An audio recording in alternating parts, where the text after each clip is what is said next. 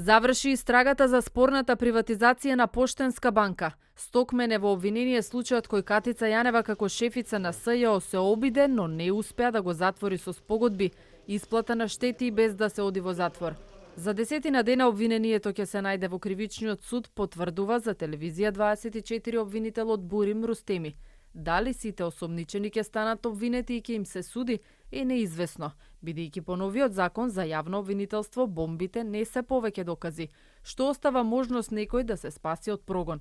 СЈО ги гонеше Ратко Димитров, поранешен градоначелник на Кочани и собственик на печатницата Европа 92, неговиот син, бизнисмените Томе Главчев, Зоранчо Митревски, адвокатот Сашо Бошков и уште четворица. Ја завршив истрагата. Сега обвинетите се веќе известени за тоа и се очекуваат нивните предлози за докази. Рано е да коментирам дали истите осомничени ќе останат обвинети. Наскоро ќе го поднесам обвинението до судот. Рустеми како обвинител во СЈО и одговорил на шефицата Јанева дека е апсурдно да се затвори истрагата само со финансиско спогодување бидејќи има докази за финансиски криминал.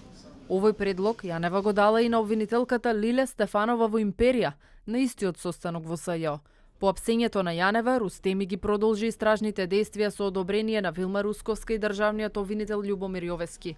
Оваа афера влезе и во процесот рекет. И Рустеми, но и осомничените сведочеа во судница.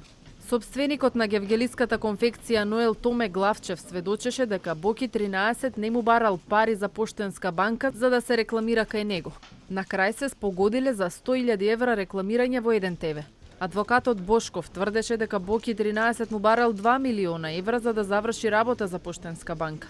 Митровски пак велеше дека преку посредници му биле испраќани пријателски пораки за овој случај. Според обвинителството од 2001 до 2010 година била прибавена имотна корист од 8 милиони евра за приватни фирми на осомничените преку финансиски проневери во Поштенска банка. Тогашниот премиер Љупчо Ѓоргиевски, Никола Груевски како министер за финансии и Маријан Ѓорчев се спасија од кривична одговорност, бидејќи делото злоупотреба на службената положба во меѓувреме застарело.